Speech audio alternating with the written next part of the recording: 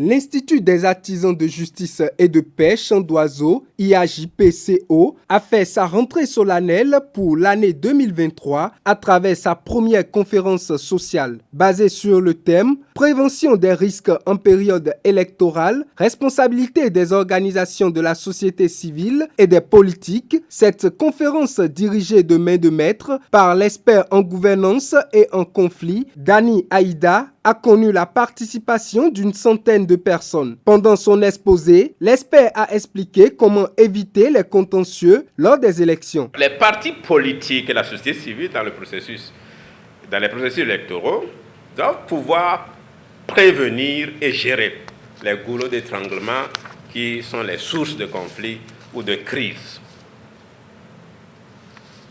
Je commence par les partis politiques parce qu'ils sont les premiers acteurs des élections. La qualité d'une élection dépend du niveau d'engagement de l'organisation interne des partis politiques qui participent. Quand un parti se lève comme ça, comme on se réveille au milieu de la nuit pour aller à une élection, normalement, il ne peut pas faire une performance comme il faut. Un candidat qui est mal formé, qui est mal informé, est un danger pour un scrutin. Alors, pour prévenir les crises, un parti doit mettre en place un dispositif de surveillance électorale efficace à tous les niveaux. C'est un niveau d'organisation. On peut en parler plus dans les débats si cette question vous intéresse. La gestion du contentieux aussi est un élément que les partis doivent aborder avec beaucoup de tact et de préparation. La gestion du contentieux incombe à la fois aux candidats pris individuellement et à l'état-major du parti. Quand vous dites qu'on vous a triché dans une circonscription et que vous n'êtes pas capable d'en produire des preuves, vous pouvez que vous en prendre à vous-même. Quand vous envoyez des délégués, des témoins dans les bureaux de vote qui disent fièrement qu'ils vous représentent alors que vous les avez formés sur rien, ils ne savent pas ce qui est dans le code, ils ne savent pas ce que les membres du bureau de vote peuvent ne pas faire. Vous avez tort de procéder ainsi. Qu'en est-il de la société civile? Elle a plusieurs fonctions dans un processus électoral. Éducation, sensibilisation, suivi, observation, médiation, conciliation et même pacification. Ça dépend des enjeux. Ça dépend de comment on comprend le contexte dans lequel on intervient.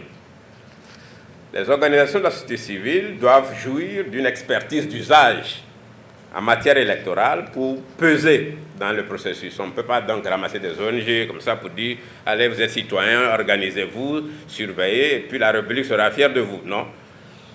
La matière électorale est complexe, on doit la maîtriser. Qu'est-ce qui a fait que le législateur a pris telle loi? Quels sont les mécanismes autour de l'organisation des élections? Et quelles sont les décisions que la Sénat est autorisée à prendre, jusqu'à quelle limite? Et où commencent les compétences des autres institutions chargées de réguler le bon déroulement des élections? Et la société civile doit comprendre tout cela. L'expert a également développé plusieurs autres aspects, notamment la crédibilité des élections, la place et le rôle de la société civile et des partis politiques dans un processus électoral ouvert. À cela, les participants ont massivement apporté leurs idées et posé de multiples questions qui ont permis à tous de mieux appréhender le terme. Heureux, le père directeur n'a pas manqué d'exprimer sa joie, mais a également levé le voile sur la prochaine conférence. Et pour nous, à l'IAJP, nous sommes heureux, très heureux et édifiés de donner de la voix à une personnalité africaine qui puisse parler de façon transversale sur cette question-là, sans langue de bois, le mois prochain, c'est-à-dire le 16 février, ici même dans cette salle, à partir de 18h30, où il y aura un débat contradictoire. Le débat contradictoire est encore possible dans notre pays. Il y aura 3 acteurs, un de la société civile, un de la mouvance et un de l'opposition, qui vont se pencher sur cette même thématique. Le 3e mois, le même thème aussi sera encore à l'honneur et nous opérons autour des cercles de réflexion. Nous allons nous organiser en cercle de réflexion avec un président par cercle de réflexion, un rapporteur, pour que nous ne soyons plus seulement spectateurs, que nous ne soyons plus consommateurs, mais que nous puissions réfléchir en carrefour. Et chaque acte sera ponctué avec ces 3 pas: la conférence, le débat et les carrefours.